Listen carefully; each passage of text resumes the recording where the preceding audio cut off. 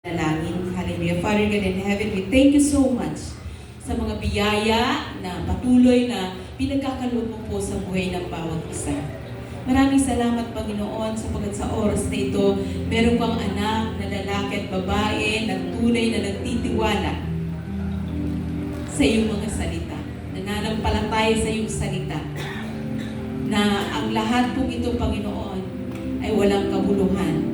Na tunay na kapag kami po ay magbalik ng aming mga kaloob sa iyo, magbigay, Panginoon, para sa iyong gawain, para sa mga perishing souls-sogahan. Tunay po na siksik, liglig ang aming matatanggap, Lord.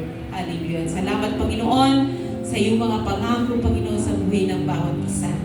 Na tunay nga, Ama, pagpapalain mo lahat ng anak mo, ang kanilang mga trabaho, ano man ang kanilang mga negosyo, O God. Hallelujah, na lahat ng pinagkukunan nila, maging ang mga anak mo, Lord, ang mga pinagtatrabaho, pagpapalain mo, Panginoon, sapagkat sila ang nagpapala sa aming mga anak, sa mga anak mo, Panginoon, na may trabaho. Father, we thank you so much sa patuloy mong gagawing breakthrough, Panginoon, sa financial breakthrough, lalo na sa buhay na yung mga anak sa lugar ng J.L. Ferry. Father, we thank you so much. We give you back the glory, honor, and praise in Jesus' name.